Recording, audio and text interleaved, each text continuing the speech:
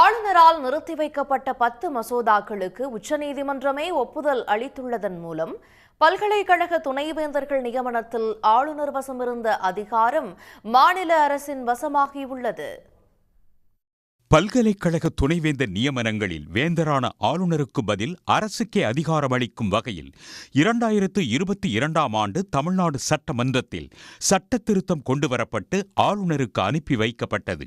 ஆனால் அவர் ஒப்புதல் அளிக்காமல் திருப்பி அனுப்பினார். இதேபோல் அதிமுக ஆட்சியில் நிறைவேற்றப்பட்ட மீன்வள பல்கலைக்கழகத்துக்கு ஜெயலலிதா பெயர் சூட்டும் மசோதாவையும் ஆளுநர் திருப்பி அனுப்பியிருந்தார். இதையடுத்து 2023ஆம் ஆண்டு நவம்பர் 18ஆம் தேதி சட்டமன்றத்தை கூட்டிய முதலமைச்சர் மு.க.ஸ்டாலின் ஆளுநர் திருப்பி அனுப்பிய 10 மசோதாக்களை மீண்டும் நிறைவேற்றும் தீர்மானங்களை முன்மொழிந்தார். அப்போது மசோதாக்கள் இரண்டாவது முறையாக நிறைவேற்றப்பட்டு ஆளுநருக்கு அனுப்பி வைக்கப்பட்ட நிலையில் அவர் ஒப்புதல் அளிக்காமல் குடியரசுத் தலைவருக்கு அனுப்பி வைத்தார். இந்த நிலையில் தமிழ்நாடு அரசு தொடர்ந்த வழக்கில் 10 மசோதாக்களுக்கும் உச்சநீதிமன்றமே ஒப்புதல் அளித்துள்ளதால் துணைவேந்தர் நியமன அதிகாரம் மாநில அரசின் வசமாகியுள்ளது.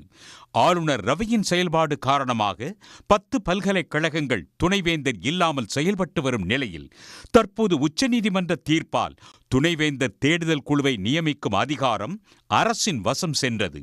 மேலும் யுஜிசி தனது பிரதிநிதியை தேடுதல் குழுவில் நியமிக்க வேண்டும் என்ற விதிமுறை தமிழ்நாட்டுக்கு பொருந்தாது என்ற நிலையும் உச்ச நீதிமன்ற தீர்ப்பின் மூலம் கிடைத்துள்ளது.